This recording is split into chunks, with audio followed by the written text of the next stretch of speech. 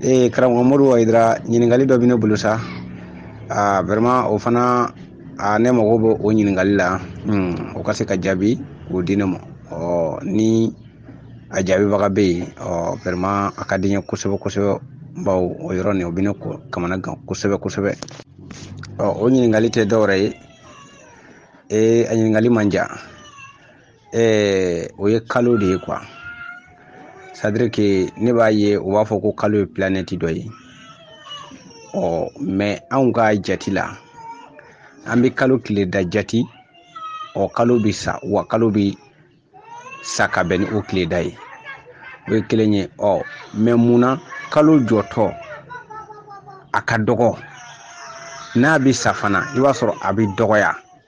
Mais kalo a bɛna bonya dɔɔni dɔɔni, puis a bɛna se waati dɔ ma a bɛ bonya yɛrɛ yɛrɛ de. Bon ne de ma se ka nin faamu fiyewu, nin kunba de bɛ na n ko mais nin bɛ kɛ cogo di, yali danbaga ka sebagaya don wa, ou bien o yɛrɛ o planète n'a kɛcogo de ye wa, ou bien bon a gulonnen don danbaga ka se dɔ de la wa. Bon vraiment n b'a fɛ k'o de yɔrɔ faamuya kosɛbɛ, parce que kalo a jɔ tuma a bɛ kɛ fitinin ye, a bɛ bonya dɔɔni dɔɔni, a bɛ bonya dɔɔni dɔɔni. Ni a nana se yɔrɔ dɔ ma a bɛ na bonya ka kɛ belebeleba ye, n'a bɛ bɔ donc a bɛ retarder waatiw bɛ don a bɔ waatiw ni ɲɔgɔn cɛ ka taa fo ka na se a sa waati ma. Bon vraiment ka n'a ye a yɛrɛ bɛna ban fo a bɛ tile kelen ou tile fila bila a tɛ kalo tɛ bɔ. Bon vraiment o kamanaganba de bɛ ne la. O bɛ kɛ cogo di? Bon mun de b'o sababu? Kalo bɛ dɔgɔya ka taa ta. Mun de b'a sababu? Kalo yɛrɛ a bɛ bonya ta. Vraiment n b'a fɛ k'o de ɲɛdɔn. I folen don. Ka débat fasi karamɔgɔ bɛɛ lajɛlen fo ye kelen tɔgɔ la. I folen don. Balimakɛ Bagayogo an b'i fɔ. Bagayogo ye ɲininkali kɛ Kayi kunnasini, bolokɔrɔla feerekɛw ani tumakow, an ma se ka bɔ kɛ ka ɲininkali jaabi, an b'o hakɛto ɲini fɛ, k'a fɔ ko ɲina tɛ fiyewu, wa ko négligence fana tɛ. Bisa an nana i ka ɲininkali nɔfɛ, ka bɛn ɲininkali yɛrɛ ɲatɔnɔ bonya ma, ani ka bɛn walanda min bɛ se ka bɔ a kɔnɔ. An ye i ka ɲininkali lajigi ka jabɛn dɔw lajigi. Bon i ka ɲininkali bɛ tali kɛ kaloko de la. An bɛnbaw de sigilen bɛ lɔnni kan, olu de ko sunkun de ye mɔgɔ karamɔgɔ ye. Sunkun ale tirini tɛ kɛ foyi hakili kɔ dɛ. Ale tirini tɛ kɛ lɔnni kɔ. An bɛnbaw de ye sunkun tirini ka walanda belebele bɔ sunkun kɔnɔ, ka diɲɛ lonko bulon gɛrɛma tigɛ sunkun tirini kɔfɛ. Kalan min ni a bɛ fɔ ma ko samalondoya, n'a bɛ fɔ ma ko astrologie, o gɛrɛmatigɛbaw an bɛ olu de nɔ la. An b'aw fɔ ka bɛn karamɔgɔ Bagayogo ka ɲininkali ma, komi aw yɛrɛ bɔra ka ɲininkali lamɛn cogoya min na, ko kalo ko ko ale bɛ fɛ an ka fila fɔ kalo ko in kan. An ka dɔntani ye min y'a la, an bɛna o ɲɛfɔ aw ye. Karamɔgɔw, diɲɛ sigilen bɛ lɔnni de kan, diɲɛ sigilen bɛ ɲinini de kan. Diɲɛ kɔnɔ yan, mɔgɔ mɔgɔ n'i m'i cɛsiri, i bɛ minɛ ka di cɛsiribagaw ma. Mɔgɔya yɛrɛ sunkunma de ye baara ye. Yɔrɔ an de la ka suma yan ka tɛmɛ. O ko mɔgɔya sunkunma de o de ye baara ye. Wa damama a ye mɔgɔ da, a ye sinfɔ min kɛ mɔgɔ la, n'o ye yili ye, n'o ye hakili ye, siga foyi t'a ma. Hakili in sekolaya, dan foyi tɛ a la. Maa ma n'i jɔra hakili la, i jɔra fɛn ba de ma. Wa maa ma ni hakili t'i la, karamɔgɔ, e ka maaya ma dafa. O kɔni y'a mɛn ko mɔgɔ ko hakili de don. anga manden kono Salif Keita ako chogodi ako jien tono be alombaga de o sika foita ma jien tono be alombaga de o mami ni ma songa kalanke ni ma songa nyini ke ni ma songa jien nyini ka don o sika foita ma mo mana jien nyini ka don ga kalanke o olubi ni jien be tono bo kemetu ay son nyini ma ay son kalama o foite kalambo yoro mate ke kemeti fiew figi be mawr la dige o be mawde loni blombe la jere grammatique mathématique physique chimie astrologie on a nyondo o kemeti asigile me loni dema asigile me karanema o je loni kelaw o je nyini kelaw o le nyini min ke kaloko kaman kono bi o o le jurula bi o ambe ka donye fo kaloko kan o ka ben oluka kalama ka ben oluka dojama ka ben oluka trinima o salako kalo yere fensu jumende o tesoro o nyini ayo tesoro daga sino wala o doni o tesoro kafa do kono kuma o dron kalanina o fika sonka kalane ke fika sonka barade ke fika sonka nyini ke o doni ayo tesoro do utala o tesoro barga nyinna o doni sirle me barade la o sirle me kalande la ambe ni loni kelaw fo ni trini kela nganaw chercheru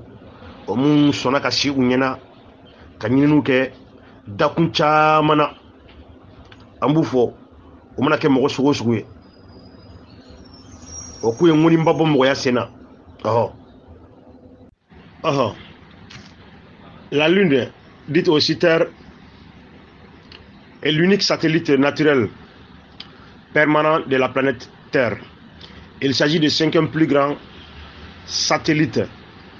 naturel du système solaire. Kokalo, allez les satellites Kobla, Angakana, o Sunkuma, Kobla Sunkuma, o Mimbe, Klenyokoro. Et dugumakolo nyakora o kwale le kobla e sunkuma e satellite naturel de do o mimbe kle nyakoro o kokalo ale de kobla sunkuma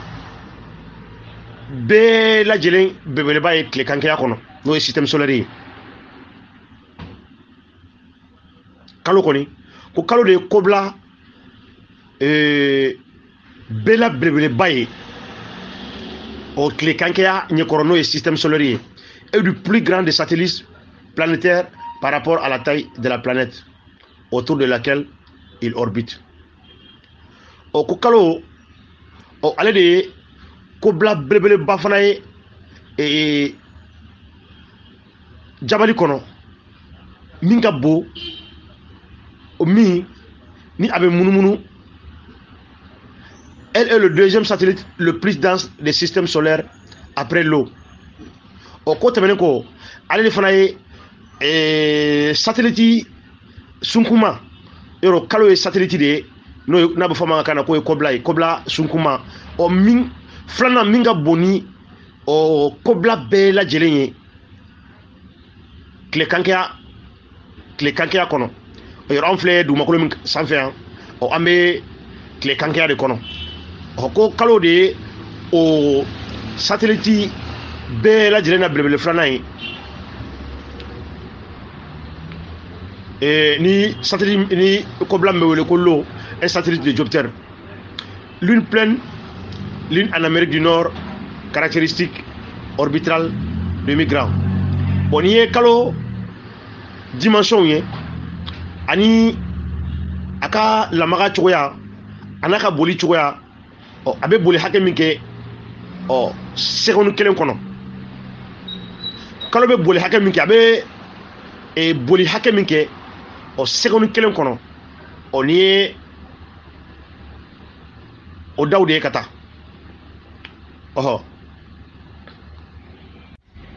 ako chogodi lune pleine, lune en Amérique du Nord, caractéristique orbitale demi-grand. Axe 384 389 km 0,00D57 aux apogées de 406 300 km 0,0027. Au périgée 356 700 km 0,0024. Aux circonférences orbitales de 244 9000 km excentricité 0,054 90 période de révolution 27,321 582 de 27 jours 7 heures 43 et 1 minute période synodique 29,530 589 de vitesse orbitale moyenne 1,022 km par seconde vitesse orbitale maximale 1,052 km seconde vitesse orbitale minimale 0,995 km par seconde.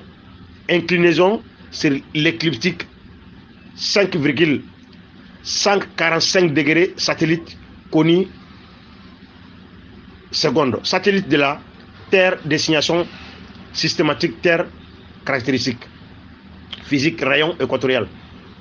Bonnier kaloga boliouye o abe boli hakeminke kilomètre hakemin boli seconde kelen kono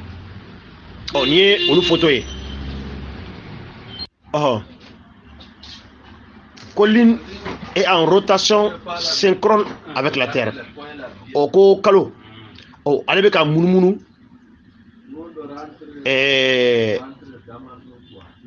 dugumakolo ɲɛkɔrɔ,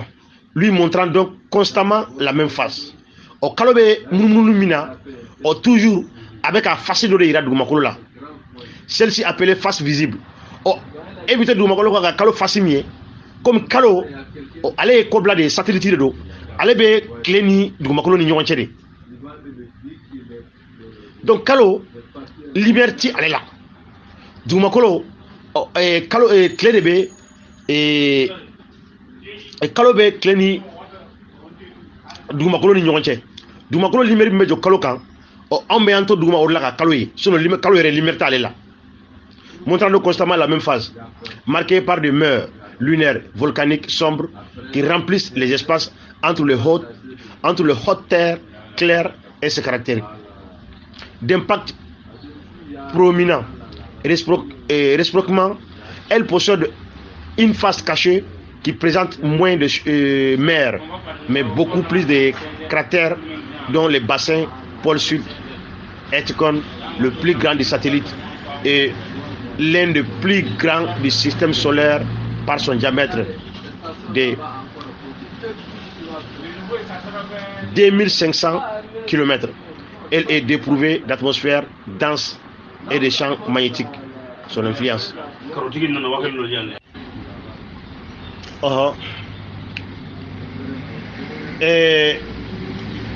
Kalo be a ɲɛ min yira tile kito dugumakolo sanfɛ yan bon kalo be munumunu de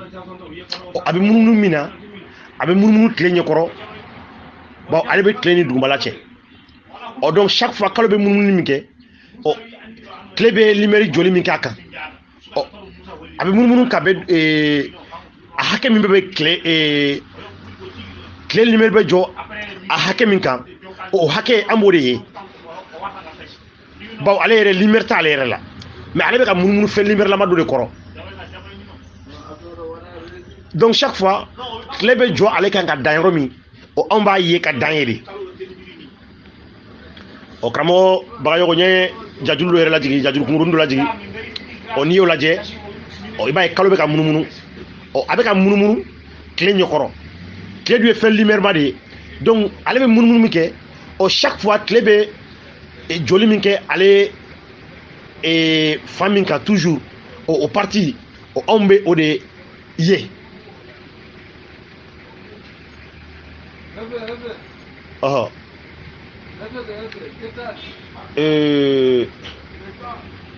le plus grand des satellites est l'un des plus grands des systèmes solaires par son diamètre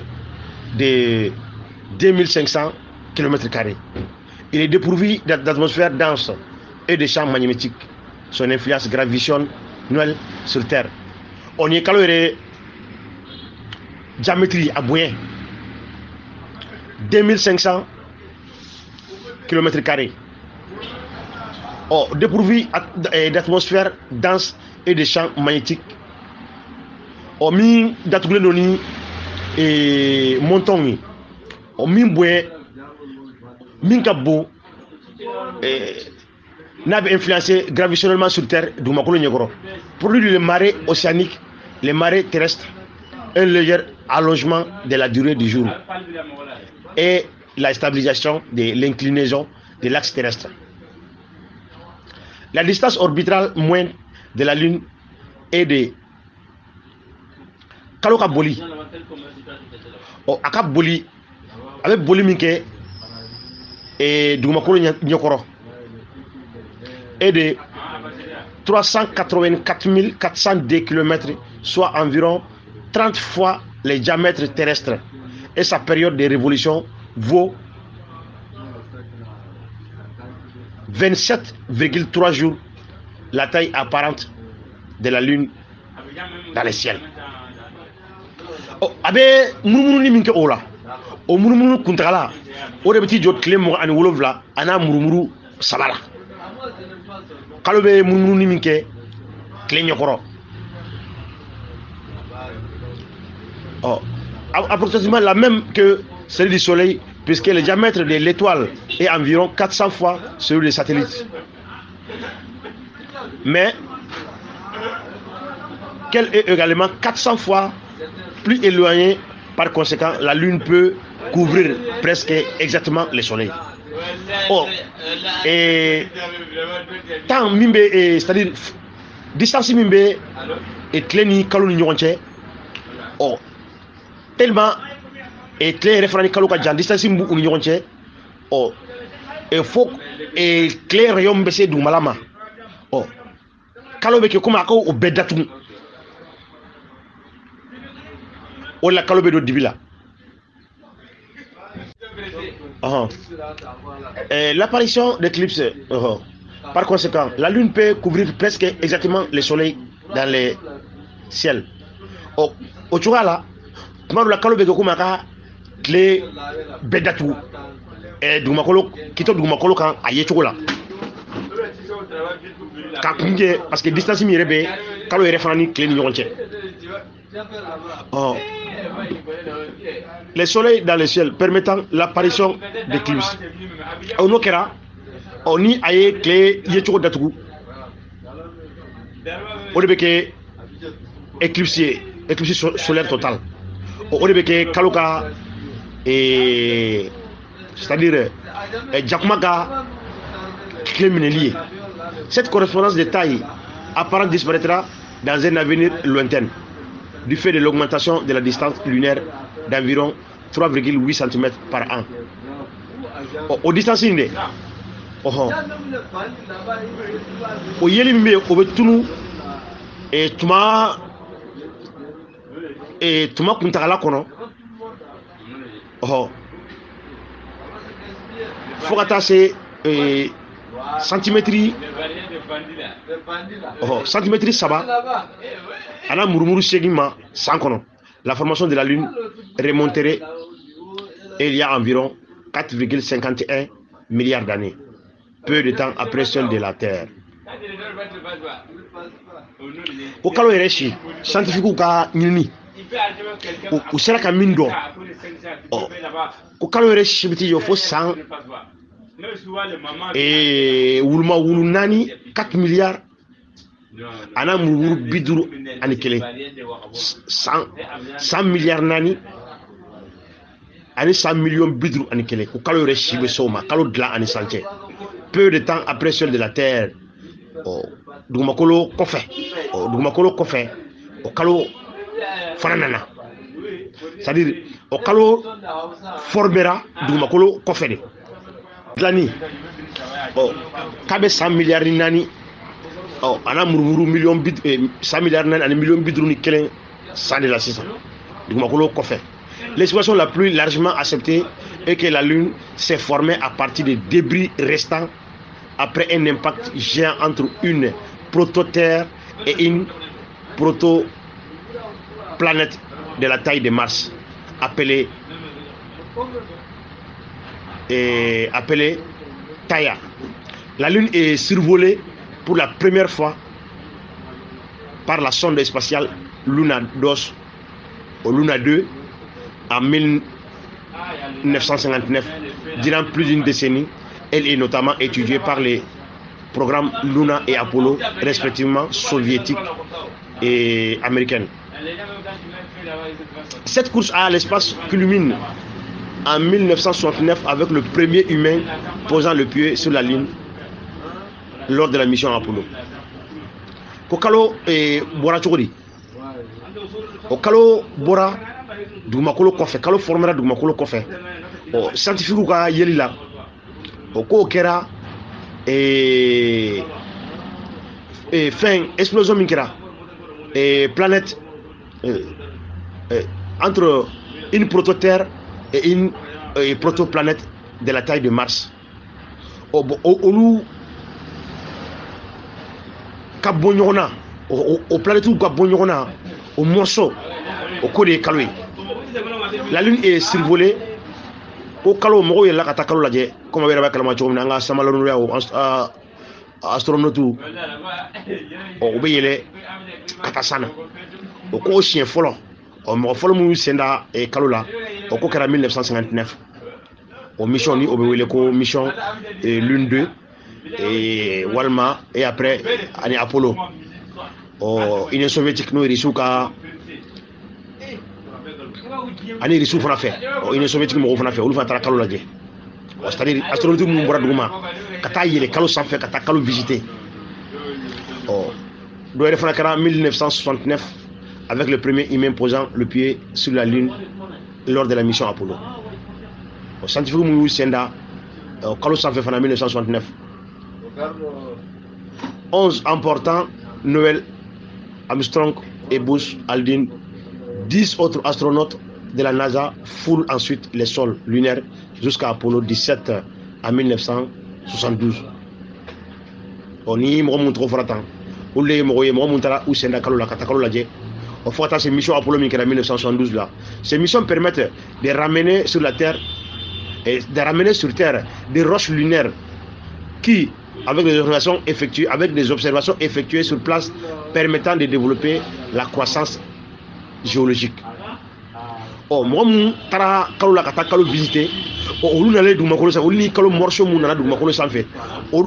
kalo morceau mun de laboratoire la, o lajɛliw de y'a to o kalo yɛrɛ cogoya a dɔnna.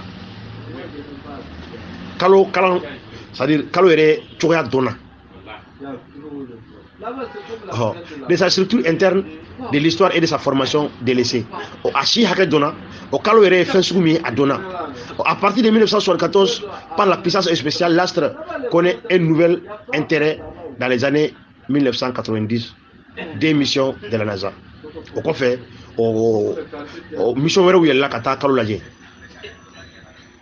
Comme mission Clémentine et Lunar Prospector, découvrant des indices de la présence de glaces d'eau. Mission mun yɛlɛla ka taa kalo lajɛ, o k'olu y'a lajɛ ko kalo nɔ dɔw bi a la. Il va falloir Gino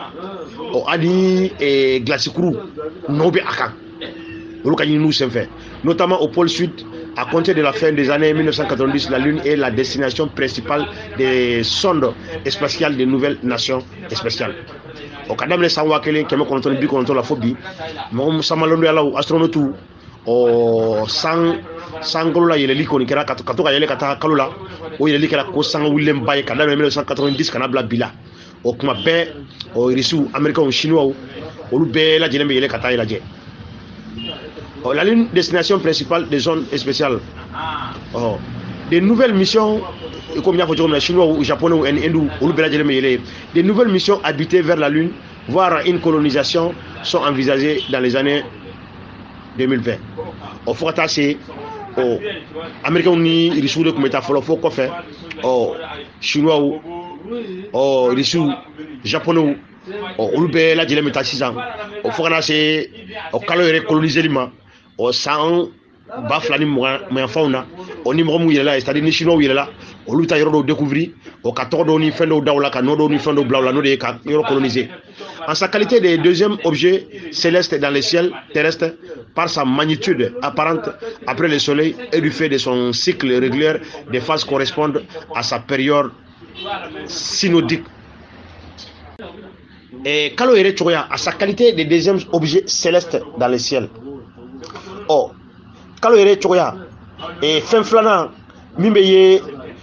k'i to duguma sankolo la kalo kɛli o fɛn filanan c'est à dire tile kɔfɛ ale de bɛ ye par sa magnitude apparente a ye cogo la après le soleil et du fait de son cycle régulier tile kɔfɛ ani kalo yɛrɛ ka kuntagala kɔnɔ des phases correspondant à sa période synodique ale yɛrɛ ka munumunu min bɛ kɛ tile ɲɛkɔrɔ o kuntagala de bɛ taa bɛn tile 29 ana murumuru 5 ma c'est à dire a bɛ munumunu min kɛ tile ɲɛkɔrɔ an b'an to duguma ka c'est à dire a fan tile fan min bɛ jɔ a kan munumunu o kuntagala o de bɛ taa bɛn tile 29 ana murumuru 5 ma la lune sert de référence et d'influence culturelle aux sociétés humaines o tumada mɔgɔw de bɛ o kɔlɔsi kɛ mɔgɔw de bɛ kɔlɔsi kɛ ka kɛ tamasiyɛnna ye ka kɛ jatebɔla ye diɲɛ lɔnniya bɔ ɲɔgɔnmaw c'est à dire diɲɛ culture bɔ ɲɔgɔnmaw kan ani diɲɛ jɛkulu bɛ ɲɔgɔnmaw kan mɔgɔya jɛkulu bɔ ɲɔgɔnmaw yɛrɛ ye kalo ta ka kalo kɛ tamasirefɛn ye o cogoya de la bawo n'i y'i kun kɔrɔta sanfɛ i bɛ fɛn filanan min ye min ka bon ni tile ye min ka bon ni tile bɔra ale de bɛ yen ale bɛ kuntagala min kɛ a bɛ munumunu min kɛ tile ɲɛkɔrɔ tuma dɔ la o de bɛ taa bɛn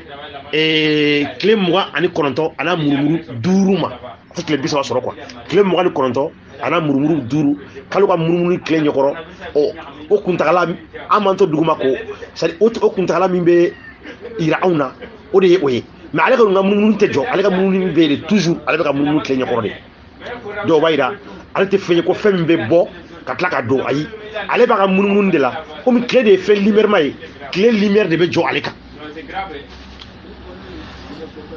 aw yɛrɛ ɲɛ b'a la ko o de kɛra tamasiyɛn fɛn ye lɔnniya culture bɔ ɲɔgɔnmaw la référence et l'influence culturelle aux sociétés humaines depuis des temps immémoriaux mɔgɔw ye o tamasiyɛnw de ta depuis ni sanba caman mɔgɔya kɔnɔ ka u k'u ka jatebɔlaw ye celle-ci se trouve dans la langue le calendrier l'art et la mythologie o cogoya a bɛ mɔgɔ bɛɛ lajɛlen ka somɔgɔya kɔnɔ o diɲɛ mɔgɔ caman ka somɔgɔya kɔnɔ ani mɔgɔ caman ka sanwalaw kɔnɔ n'o ye mɔgɔw ka calendrier ye mɔgɔw b'u ka calendrier dilan ka bɛn ni a ye bawo f'aw ka dɔn ko jate jate ni fɛnw bɛɛ lajɛlen ye mɔgɔya de ka fɛn labɛnnen calendrier ninnu anw de ye nin jateminɛ ninnu kɛ k'anw yɛrɛ ka jaterisigiw kɛ ka bɛn an ka somɔgɔya an ka koɲa ye cogo ma ka bɛn an ka culture kɔnɔkow ma ka jaterisigiw kɛ ka calendrier dilan ni bɛɛ lajɛlen ye mɔgɔya ka tamasiyɛnw de ye sunkun kɔnɔ i komi an bɛ to k'a fɔ cogoya min na n ko sunkun de ye mɔgɔ karamɔgɔ ye nin bɛɛ lajɛlen mɔgɔya ye tamasiyɛn min bɔ sunkun kɔnɔ ka ɲɛwalaw ladan ka walanda bɔ a kɔnɔ n'o ye calendrier ye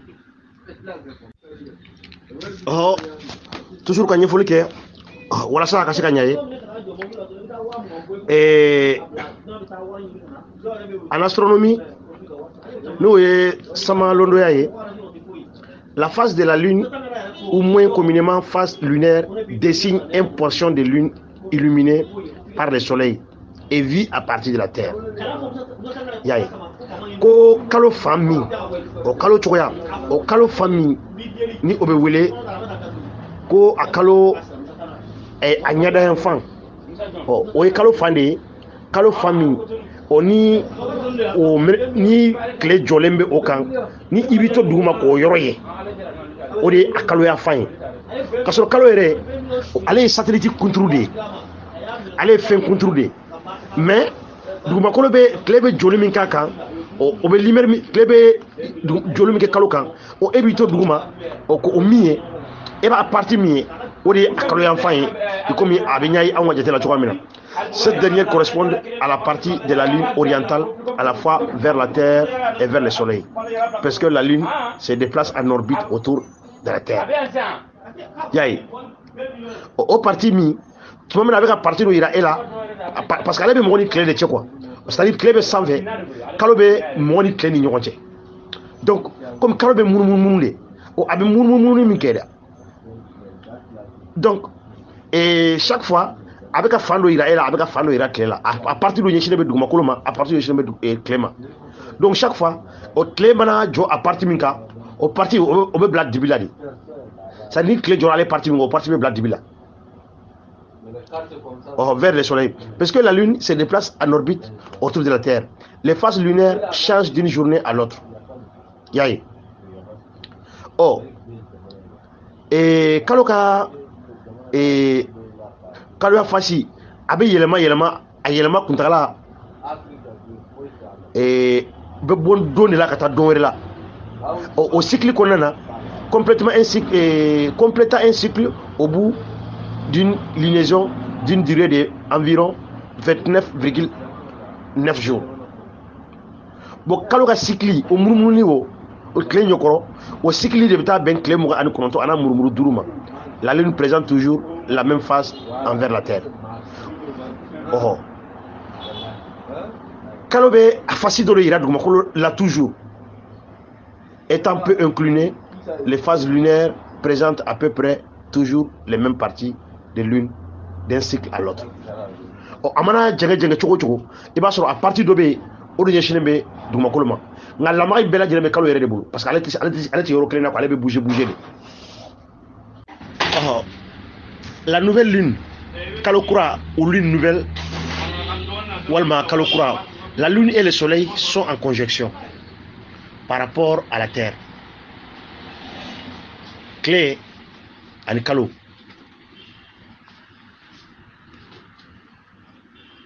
Olu bela jelen be dugumakolo nyekoro nga kalo be clé ali dugumakolo ni ɲɔgɔn cɛ. La lune se trouve exactement entre le soleil et la terre. Kalo be sɔrɔ dugumakolo ani clé ni ɲɔgɔn cɛ. Elle n'apparaît donc pas dans les cieux de nuit. O de kama ateye et sans fait chauffé, mais en journée elle scelle sa face cachée et illuminée. Bon clé fait à fan de au début. Le premier croissant où la surface éclairée augmente à chaque jour jusqu'au premier quartier dans l'hémisphère nord. Elle prend la forme d'une parenthèse de fin. Donc, et Kaloka bo c'est-à-dire aka fasi folo mi abo yira aka mununu konana o fasi folo ni no aka premier quartier de l'hémisphère nord. Elle prend la forme d'une parenthèse. Au-delà ebe kalo et nama fama ko kalo deni kalo o kalo nyenen walma o kalo den parce que au wakati wa o de ko kalo ka premier quartier il va soro o afan et a djengelendo klema koju. Donc à partir ni o mibeye il va soro o ombe a tere la mafitinde qui va faire parenthèse fin be chouamna. Le premier quartier, la lune, est en quadrature. Il s'agit d'une demi-lune. Avec une comme Kalou a Kalendo Fladé. Au Kalou Bourati, nous et Kalou a premier quartier. Et comment on va faire Kalou qui les follow, Kalou qui les flanant. Au Rati Basso Kalou a inclinaison qu'on a djengeli konana. A fanfitini de djengelendo, Kayensi du Makoloma. Au fanfitini konana. Et Eba Yekomi Kalou D. Et comment on va faire Kalou D. Walma Kalou Nyene. Au Abedene, Eba Nyene, Dereni. Au Ode Nyene. Oh. Dans l'hémisphère nord, elle est visible comme la panse d'un peu premier. Oui, quand on a premier facier, à Bolin Tanani, on a fait mon calot qui le follow, qui le flanant. Il va avec comme calot qui a une fly, à Fambete. Voilà. La durée moyenne d'une lunaison est de 29 jours, 12 heures, 44 minutes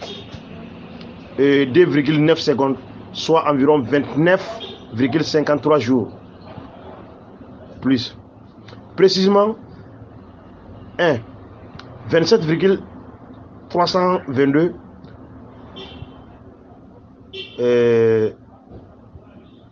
deuxième 1 365,25. Si on applique la formule découverte par Copernic, c'est la période synodique de la Lune. Cette durée est plus longue que le temps qu'il faut à la Lune pour faire un tour autour de la Terre. Sa période orbitale ou période sidérale de 27,322 jours, car durant ces laps de temps,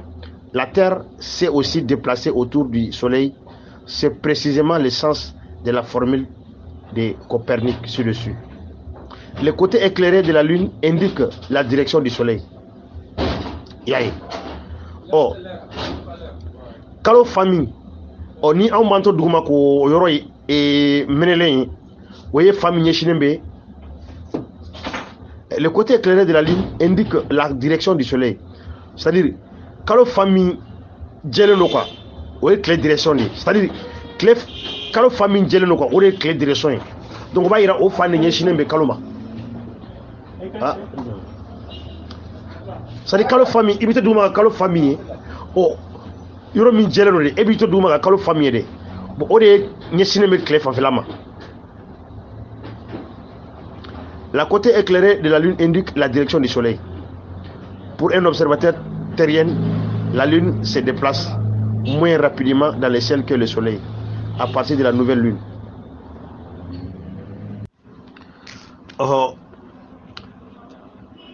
Kaloka cycle. Voilà, le cycle de la lunaison est toujours le même et les différentes phases. Kaloka toujours ale kɔni bɛ munumunu de wa toujours a ka munumunu ni ye kelen de ye wala yɛlɛma foyi ti don a ka munumunu cogoya la a bɛ munumunu ni min kɛ a parti min bɛ jɛngɛ ka ɲɛsin dugumala ma a parti min bɛ ɲɛsin tile ma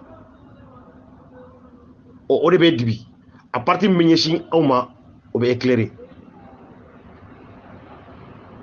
parce que ni tile lumière jɔra ale kan ale de o de b'a to ale bɛ ye mais a parti min bɛ ye o de ye a parti min dibilen don tile jɔlen tɛ a parti min kan donc c'est à dire kalo ale bɛ ka munumunu tile ɲɛkɔrɔ de anw ni tile ni ɲɔgɔn cɛ kalo bɛ tile duguma kosɛbɛ. Donc, ale bɛ ka munumunu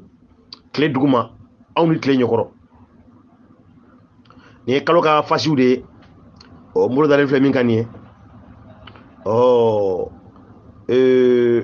Lumière terrestre sur la surface lunaire, d'où l'appellation alternative de clair de terre. En effet, quand la Lune est nouvelle, la Terre est pleine pour un observateur lunaire.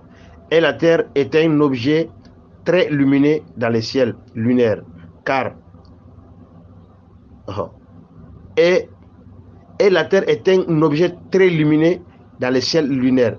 car d'une part plus étendu, plus large, et d'autre part plus réfléchissant que le sombre régolithe. Donc Ramo, ndigra ni semaine chamaye, mbado nango ngabena ni mbekala, ka be korofo abena tando ninta. On y est samalondo ya mɔgɔw ka trini kaloko kaman kɔnɔ loni pakisaya bolo ma n'a bɛ fɔ ma ko loni gerota ɲinini tɛgɛ dara min kɛsɛ kan o ye nin ye o jedu sigilen bɛ loni de kan komi n ye a fɔ cogo min na kuma daminɛ la n'i ye kaba dan ɲɔ tɛ falen i ye n'i ye kaba dan kaba de bɛ falen wa n'i ye ɲɔ fana dan ɲɔ de bɛ falen ni mɔgɔ min k'i ma ko ala bɛ se fɛn bɛɛ la ala bɛ se fɛn bɛɛ la mais n'i ye kaba da kaba de bɛ falen dɛ donc o b'a yira ko diɲɛ sigilen bɛ loni de kan diɲɛ sigilen bɛ ɲinini de kan wa n'i ye kaba fana dan k'a bila bin na a yɛrɛ ma ye ten n'i ma kaba sɛnɛ siga foyi t'a ma a ti ɲɛ donc o b'a yira ko ala bɛ se ko la ko nga ko diɲɛ sigilen bɛ baara de kan diɲɛ sigilen bɛ lɔnni de kan ni ko den ka di ye i tɛ se ka den dilan i bɛ jɛ muso de fɛ ka den sɔrɔ nka n'i ko ala bɛ se ko bɛɛ la a fɔ ala ka den d'i ma ka sɔrɔ i ma jɛ muso fɛ o de la siga foyi t'a ma diɲɛ yɛrɛ sigilen bɛ lɔnni de kan diɲɛ sigilen bɛ ɲinini de kan danbagama tilara baara la baara foyi ti ale bolo tuguni wala baara tɔ bɛ anw de bolo ale ye kɛli kɛ ka ban ale ti laɲali kɛ danbagama ti fɛn dɔ ye k'ale sigilen bɛ yɔrɔ dɔ la ko commande de b'ale bolo n'i ko k'a ka minɛ a b'a minɛ n'i ko k'a ka faga a b'a faga komi diinɛmɔgɔw b'a bila cogoya min na ko an ka taa dugawu kɛ an ka taa kɛ tan an ka taa kɛ tan o b'a kɛ komi danbagama ye commande de ye commande de b'a bolo a sigilen bɛ yɔrɔ dɔ la yen a tɛ o cogoya la donc diɲɛ ɲininikɛlaw diɲɛ baarakɛlaw ni ye olu ka jaabi ye kalo ko la kalo ye kɔbila de ye n'o ye satellite ye satellite min ni a bɛ anw ni tile ni ɲɔgɔn cɛ wa ale bɛ munumunu de wa plus a bɛ munumunu a tɛ to sira kelen kan a bɛ munumunu min kɛ a parti min bɛ ɲɛsin anw ma i b'a sɔrɔ o parti o de éclairelen don a parti min ɲɛsin tile ma o parti dibilen don bawo ale yɛrɛ lumière tɛ ale yɛrɛ la wala an b'aw bɛɛ lajɛlen fo sisan an bɛna don kuranɛ ka ɲɛfɔli cogo kan kalo ko kama na walasa a ka ɲa ye k'a dɔn k'a fɔ ko kuranɛ mɔgɔw bɛ min ɲɛfɔ kalo ko la ani scientifiquement a bɛ cogoya min na dacɛbɔ min b'u ni ɲɔgɔn cɛ parce que foyi t'a ma aw bɛna ye mɔgɔ mɔgɔ n'i ye nin ɲɛsɛbɛnni mun lajigi n'i ye u kalan i yɛrɛ bɛna se ka caman ɲa ye a la ani i ye mɛnkan ninnu lamɛn i bɛna se ka dɔɔni ɲa ye a la bawo an yɛrɛ tɛ samalondolaya ye an tɛ samalondolaya ye an kɔni fana ye tirinikɛla n'u de ye wa an fana bɛ ɲinini kɛ ni donna suratu silamɛw ka kuranɛ u ka ala ko kalo ko ma cogo di wala u ka silamɛya u ko kalo ko ma cogo di ani tile ko ma cogo di o bɛna ye ko olu ka ala yɛrɛ tɛ ɲɛba dɔn kalo ko ni tile ko la a ko wa sakhara lakum shamsa wal qamara ko ala ye tile ani kalo kolo aw ye wa sakhara lakum layla wan nahara k'a ye sufɛla ani tilefɛla fana kolo aw ye k'a kolo anw ye cogo di ninnu bɛɛ lajɛlen bɛ ka boli de kaman dɔ de kɔnɔ tile kalo olu bɛ k'u ka ordre dɔ de suivre olu bɛ ka boli u ka kaman de kɔnɔ bon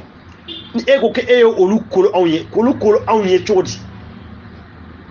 olu bɛ k'u ka ordre de suivre olu bɛ k'u ka kaman olu bɛ ka boli kaman dɔ de kɔnɔ komi dugumakolo yɛrɛ fana bɛ ka munumunu cogoya min na dugumakolo yɛrɛ fana bɛ boli kaman dɔ de kɔnɔ bon e ko k'e ye olu kolo anw ye cogo di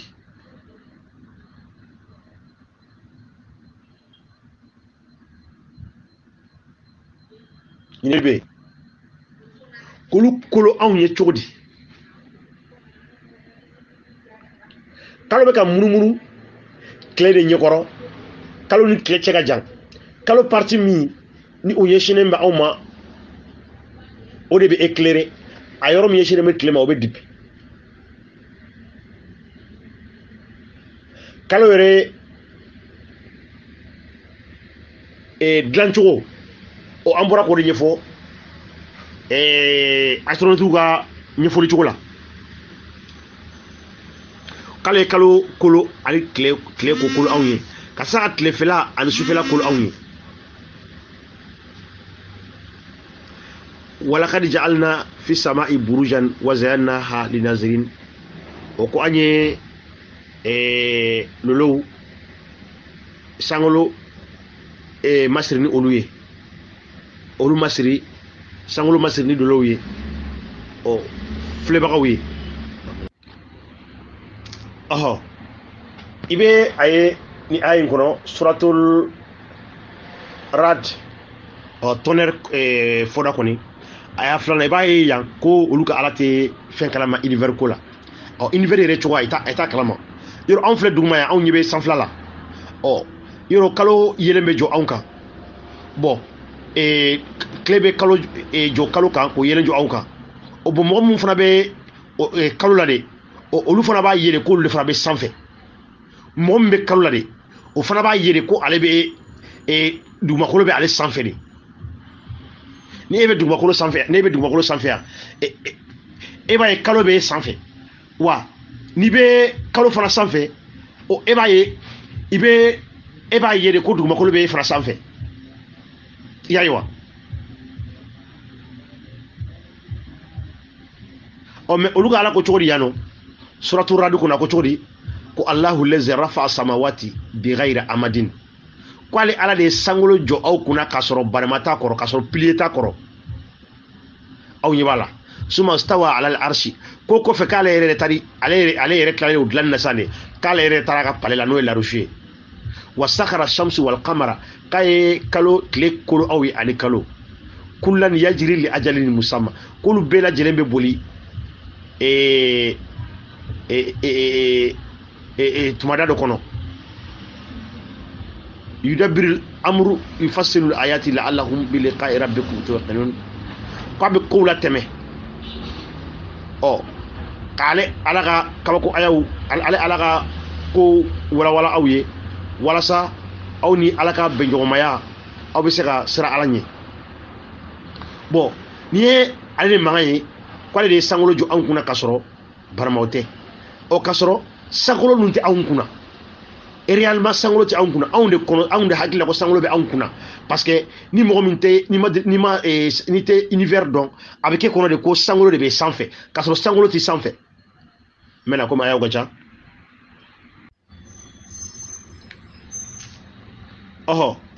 a ko yan nɔ suratul yunus kɔnɔ a aya 5 a ko huwa allazi ja'ala shamsu diya wal qamaru nura k'ale de ye kalo kɛ mɛnɛli ye k'ale de ye tile kɛ mɛnɛli ye ka kalo kɛ yelen ale de ye tile kɛ mɛnɛli ye ka kalo kɛ yelen or que kalo yɛrɛ yelen foyi tɛ kalo la kalo bɛ komi dugumakolo bɛ cogoya min na dugumakolo filɛ cogoya min na kalo fila bɛ taa de juste est ce que lumière bɛ dugumakolo la wa est ce que lumière bɛ dugumakolo la lumière tɛ dugumakolo la ji ni e ye baji bila ɲɛkɔrɔ sisan est ce que lumière bɛ baji la wa mais ni e bɛ baji sanfɛ ni tile ye baji gosi sisan e t'a ye komi lumière bɛ baji sanfɛ wa bon ala in fana filɛ k'a fɔ ko yelen ko bɛ kalo la kalo ninnu tɛ yelen tɛ kalo la o exemple fɔra ba dɔ ye an ma samalondoya kɛ an ma yɛlɛ sanfɛ ka sanfɛla lajɛ nka duguma yan ni e ye ɲɛ fili ji sanfɛ ni tileba bolo ni e ye ɲɛ fili ji sanfɛ a bɛ kɛ kɔnɔ ko ji bɛ ka biri a bɛ kɛ kɔnɔ ko lumière de bɛ ji la k'a sɔrɔ lumière tɛ ji la tile gosira kan min kɛ dɛ tile de bɛ ka lumière bɔ bon e mɔgɔ min bɛ kalo la ni tile gosira dugumakolo kan a bɛ kɛ kɔnɔ ko lumière de bɛ dugumakolo la bon n'i bɛ kalo la n'i yɛlɛla ka taa i jɔ kalo sanfɛ a bɛ kɛ kɔnɔ ko dugumakolo fana bɛ e ni sanfɛla de cɛ o de la n ko arabu ka ala ni u ka karamɔgɔ ninnu u tɛ kan ka bɛnɛ kanu lasigi kilasi kɔnɔ u ka dɔɔni kalan u ni an bɛɛ kan ka sigi kilasi kelen kɔnɔ karamɔgɔ ka walanda di an ma u ka ala yɛrɛ ni examen yɛrɛ kɛra kilasi kɔnɔ ne ma da hali ale bɛ kɛ dernier ye u ka ala in n'ale comité sigira kilasi kelen kɔnɔ k'an ka kalan kɛ ne ma da ala in bɛ kɛ dernier a tɛ foyi dɔn astrologie a tɛ foyi dɔn univers kan k'ale ye kalo kɛ yelen kalo yelen foyi tɛ kalo la wa qaddarahu manazila li ta'lamu adada sinina k'ale de ye o kɛ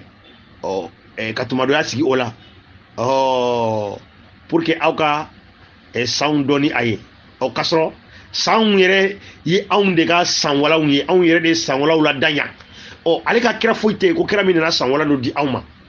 n'a ma ɲɛ ale ye mɔgɔ dɔw ci ka na pour que olu mana ni sanwala ɲɛfɔ an ye mɔgɔw de y'i sigi ka jateminɛw kɛ ka sanwalaw la da n'o ye calendrier ye mɔgɔw de y'u sigi ka jatede sugu kɛ n'o ye hisabu ye ko ma khalaqa Allahu zalika illa bil haqq k'ale ala m'o da foyi kama ni tiɲɛ tɛ k'ale ala b'a ka kabako wala mɔgɔw ye mɔgɔ minnu bɛ hakili sɔrɔ nka comme i ka ɲɛfɔliw i ma bɛn sen ma ala o de kɛra i ka problème ye i bɛ fɛn min fɔ i bɛ ko min fɔ fɛn ninnu ɲɛ la o t'u ɲɛdɔn gɛn a bɛ nin fɔ suratu haji kɔnɔna na n'o ye mabato fɔda ye a lafari 18 ko alam tara anna allaha yasjudu lahu man fi samawati wa man fil ard k'aw ta kalama ko fɛn bɛɛ lajɛlen bɛ sujudi bi ala ye fɛn bɛɛ sango la ni fɛn bɛɛ dugumakolo la ko ani tile wa shamsu wal qamar ko ani tile ani kalo wa ni lolo ani kulu ani yiriw ani dantanfɛnw ko ani mɔgɔ caman k'olu bɛ sujudi bi ale ala ye o ka ni mɔgɔ caman bɛ yen nɔ ko ale ala ka tiɲɛw ale ala ka jangata tiɲɛtigɛra olu kan ko ni ala du ye mɔgɔ min dɔgɔya wa man yuhini laha fama lahu min mukramin ko n'ale ala ye maa min dɔgɔya ko bonyabaga t'o la ko ala bɛ fɛn kɛ min ka d'a ye o ka karamɔgɔw bɛ to ka nin de fɔ ko wallahi fɛn bɛɛ lajɛlen bɛ sujudi bi ala ye o tile ko sani i bɛ nin mɛn karamɔgɔ wajulu kɛlaw ko don o don ko sani tile ka bɔ ko tile bɛ taa fɔlɔ ko ka taa ala ka lariso juguma ko ka taa sujudi bi ka sɔrɔ ka bɔ ko ni tile bɔra ko n'a bin kuma sera k'a bɛ taa sujudi bi lariso duguma ko a binna o tile bɛ sujudi bi ala ye olu hakili la ko tile de bɛ ka bouger olu ta kalama ko duguma ko de bɛ ka munumunu olu hakili la ko tile de bɛ bɔ ka bin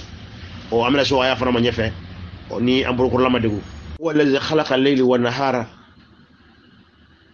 wash-shamsu wal-qamar kullu fi falakin yasbahun k'ale ala de ye su da ani tile ko ani tile ale de ye sufɛla da ani tilefɛla ko ani tile ani su an bɛ ɲininkali k'a la yala su ye danfɛn dɔ de ye wa yala tilefɛla ye danfɛn dɔ de ye wa kalo ka kɛ danfɛn dɔ ye tile ka kɛ danfɛn dɔ ye an bɛ sɔn o ma sala tilefɛla ye danfɛn dɔ ye wa tilefɛla tɛ danfɛn ye tilefɛla ye lihala de ye yala sufɛla ye danfɛn dɔ ye wa sufɛla tɛ danfɛn ye sufɛla ye lihala de ye bon olu ala ko k'ale ye su da k'a ye tile da sufɛla ye lihala dɔ de ye tilefɛla ye lihala dɔ ye olu tɛ danfɛn ye mais a ko ya k'ale ye su da ka tile da dugumakolo bɛ munumunu min kɛ tile da la o munumunu de bɛ dibi don su bɛ ko n'a datugura fa min kan su bɛ ko ye n'a munumunu ka ɲɛsin tile ma tile bɛ ko ye o sala o ye danfɛn de ye wa o de la n ko ala tɛ foyi kalama danni ko la ayi a tɛ fɛn dɔ danni ko la n'a bɛ fɛn kalama danni ko la a t'a fɔ k'ale de ye su da ka tile da bawo tileganfɛla tɛ danfɛn ye sufɛla tɛ danfɛn ye tile kɔni ye danfɛn ye bawo tile ye fɛn dɔ de ye su fana kalo fana ye fɛn dɔ de ye kalo ye fɛn dɔ de ye tile ye fɛn dɔ de ye olu ka mouvement ani dugumakolo ye fɛn dɔ de ye olu ka mouvement o de bɛ na ni tileya olu bɛ na ni tileganfɛla o de bɛ na ni sufɛla ye mais ale ko k'ale tileganfɛla ni sufɛla da depuis ye mɔgɔw kan ka dɔn ko ala tɛ ɲɛba dɔ danni ko la a ko yan cogo di a ko tabaraka allazi ja'ala fi samai burujan wa ja'ala fiha sirajan wa qamaran muniran k'ale de ye tile kɛ ko tanto bɛ ala ye ala min ye san masiri ni lolow ye n'o lolow ye kɔni a ye lolow kɛ san na o ka kalo kɛ ka mɛnɛli k'a la n'o ye tile sirajan n'o ye tile wa qamaran nuran ka kalo kɛ yelen an y'o fɔ ɲɛna sanfɛ yelen papaga tɛ kalo la wala kalo ye fɛn gansan dɔrɔn de yelen papaga t'a la wala yelen papaga tɛ kalo la suratul furqan kɔnɔ a ko alam tara ila rabbika kayfa madda zilla walau sha'a la ja'alahu sakinan summa ja'alna shamsa alayhi dalila ka aw ma ye ko anw de ye suma n'o ye dulɔ yiri suma yiri bɛ suma min bɔ walima yiri bɛ dulɔ min bɔ ko anw de ye o sama wa anw de ye o kɛ wa ko n'a kun ye ala ja k'a kun bɛ dulɔ a kun bɛ yiri suma ɲɛ a kun b'o jɔyɔrɔ kelen ka tile kɛ o kan ni dalilu ye kuma kɔrɔ jumɛn de bɛ nin na n'i y'a ye suma bɛ yen ko tile de don yiri gansan jɔlen a yɛrɛ ma suma t'a la n'i y'a ye mɔgɔ yɛrɛ suma b'i la n ko tile de bɛ bɔ ni tile de bɔra sa ka jɔ i kan i b'a ye i suma bɛ bɔ wa tile mana jɔ i fan min kan i suma tɛ bɔ i fan fɛ dɛ a bɛ bɔ fan dɔ in de fɛ i b'o ye cogoya min na kalo fana tile de bɛ jɔ kalo kan o cogoya la ka kalo suma jɔ anw kan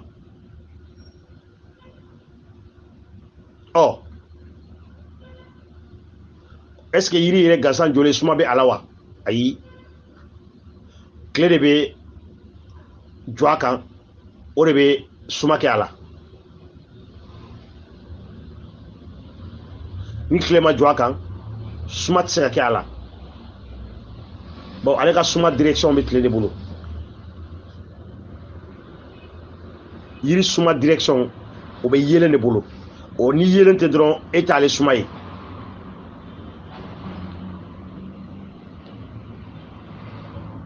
ne ko na ko ye jake ko me suma joro kelen ko suma te bouger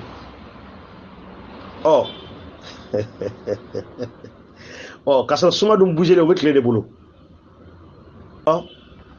ako alam tara anna allaha sakhara lakum ma fil ardi wal fulka tajri fil bahri bi amrihi wa yamsiku as-samaa an taqala al ardi illa bi iznihi inna allaha bin nasi la raufur rahim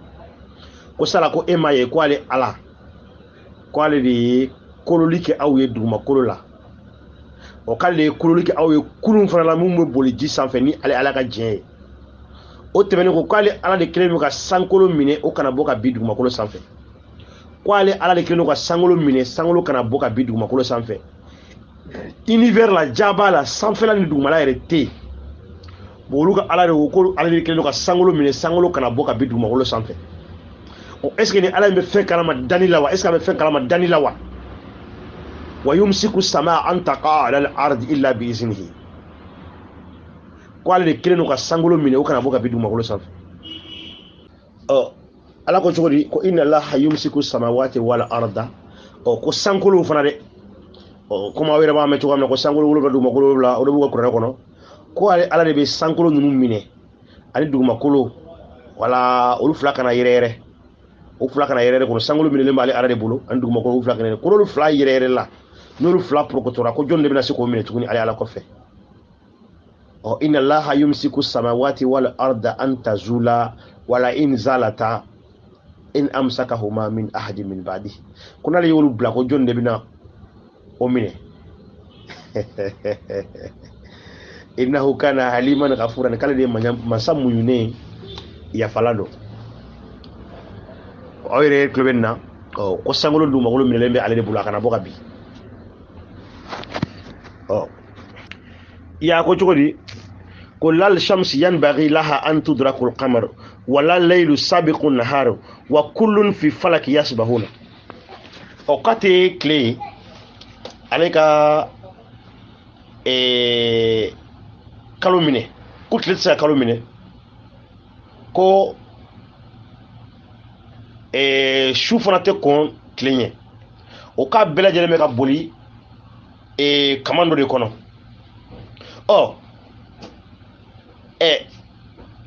a bɛɛ ka boli kaman dɔ de kɔnɔ sala ale b'a kalama ko dugumakolo in sanfɛ o ko mɔgɔ dɔw bɛ olu bɛ kalo saba kɛ su la ka kalo saba kɛ tile la wa a b'o kun dɔn wa a ko n'a b'o kun dɔn k'a ka bɔ k'o f'a ɲɛna sala a b'a kalama fana ko jakuma bɛ kalo minɛ wa parce que kalo bɛ munumunu min kɛ tile dara ni kalo ka munumunu n'a sera dɛgɛrɛ dɔ ma o dɛgɛrɛ in o b'a kɛ kalo bɛ se ka kalo parti min bɛ ani dugumakolo ni c'est à dire tile parti rayon min bɛ jɔ kalo ni dugumakolo ni ɲɔgɔn cɛ o kalo b'o parti bɛɛ minɛ kalo b'o parti bɛɛ minɛ c'est à dire dugumakolo ni kalo ni ɲɔgɔn cɛ n'o kɛra an b'a fɔ ko jakuma ye kalo minɛ mun na ale ko tile tɛ se ka kalo minɛ tile dun ka kalo minɛ dun o de ye jakuma ye kalo minɛ ye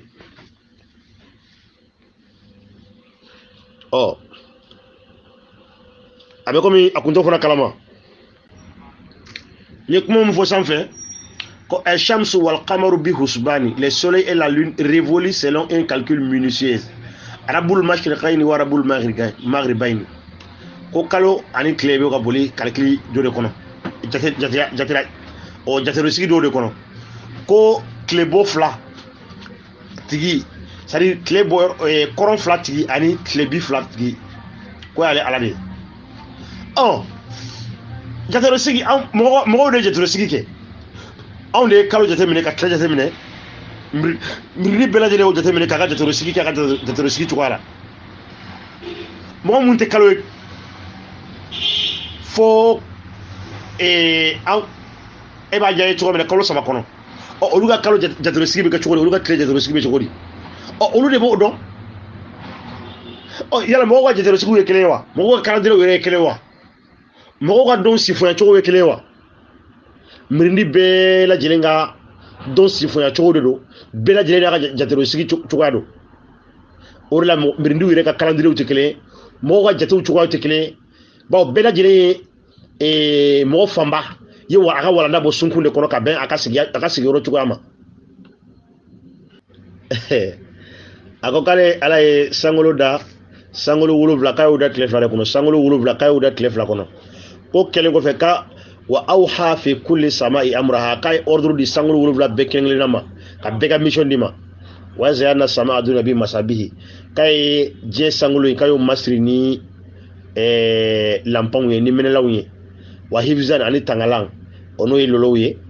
c'est-à-dire k'olu ye protégé de ye zalika taqdiru el aziz el alim ko de ala ka kɛ min ka bɔ san fara 7 o hali sini o ɲɛfoyi ma sɔrɔ u ka san fara 7 ko in na o san fara 7 ye hali sini ɲɛfoyi ma sɔrɔ a la ko kana bɔ ka san fara 7 ye wana ɲɛfɔ ɲɛna k'ale ala ye ordre di olu bɛɛ lajɛlen ma k'o bɛɛ bila ka mission na k'ale ala ye sankolo in fana k'ale ye tangalanw k'a la n'o ye lolow ye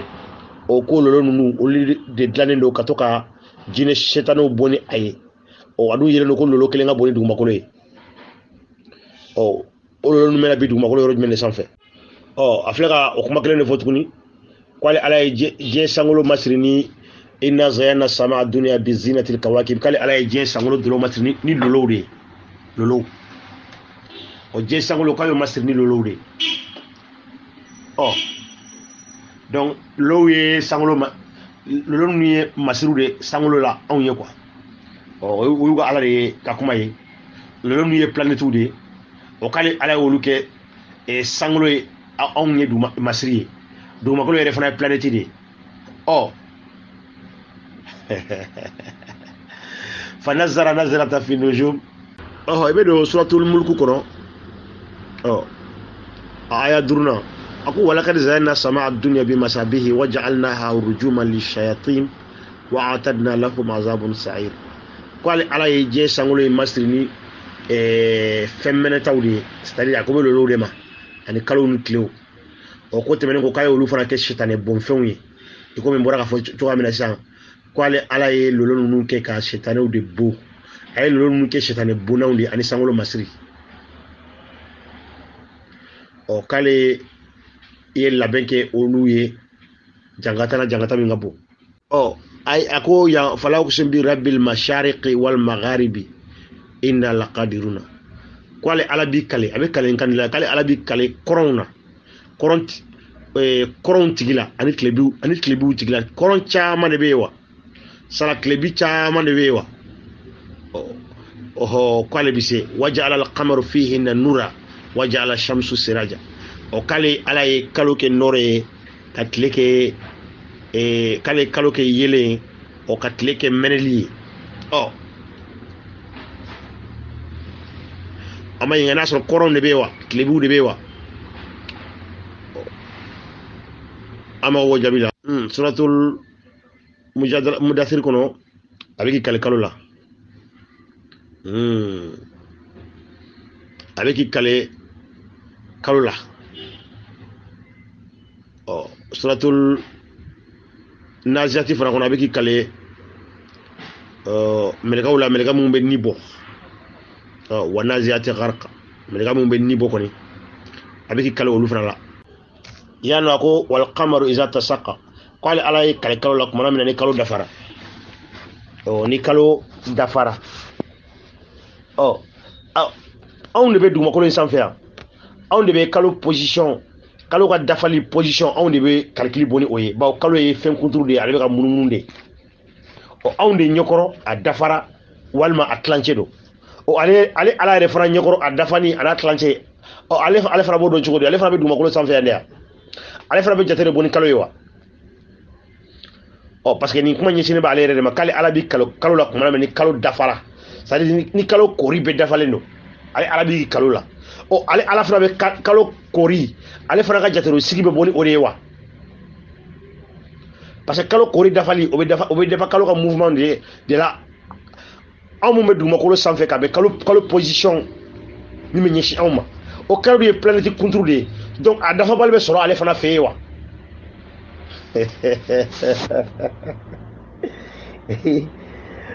siratul constellation fana kono buruj ko ay wasama jatul buruj kay kale sangolo la sangolo mi ni oye o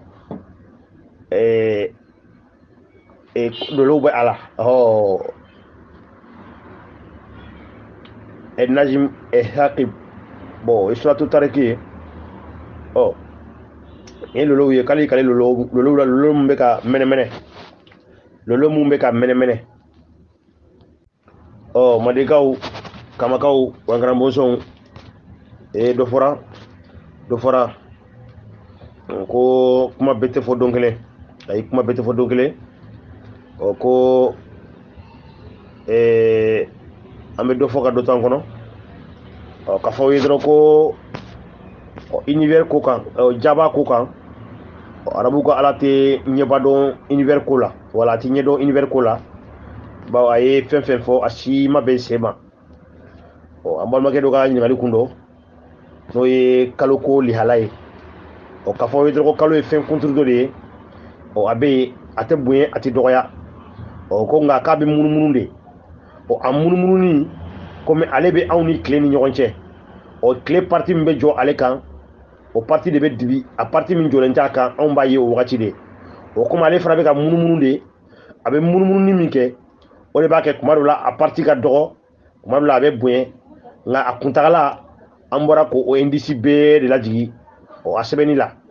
aga munumunu ni kuntagala be ke clé haka min kono ambora ko de la jigi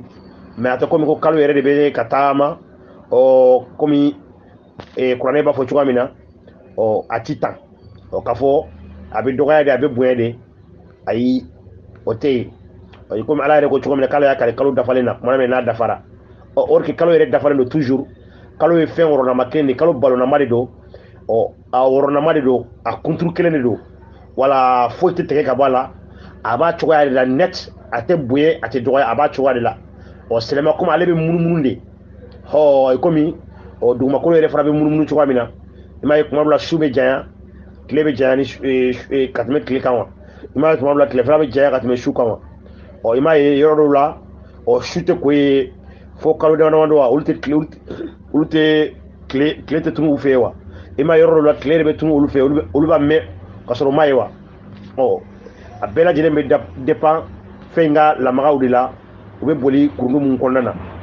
ale ala de koko ale ala de jatelo sigi ko la ba wala hagila komi shuk me ko arabu fe klebe bo kabe hakemima oluka jate sigila ala yi komi arabu de ala hagila ko jebe la jele tabe o chwala ale kunta kalama ko oni tra irisi jamana uka ni tra norvege jamana uka oni tra canada jamana uka ko yorobe no olube kalo saba kalo nani ke shula ka kalo kalo nani kalo duru ke klela ale kunto kalama na kumbo kalama akunte ni fo wala kalo ke jate bonane jate aw mogo de jate meno ke ka jate ke ka fendo ta ko ke jate bonane yano aw mogo de semeni créer du makolo sanfé aw de calendrier créer aw de jate meno ke ka nga jate le siku ke jate le sigi foite ko kira do na mindi mogo mate amba bela jele fo ka bokuma kono ya ko kala ne kuma do Afrika cha makele dama kele fama kele jokele sira kele sobkele awni awa kala ngede o morba idra ka bokuma kono ya ni filmu yira kuma la kala ndeya densenia agil doga filu de do amo me ankra mo da amba fa bela jele ma hotel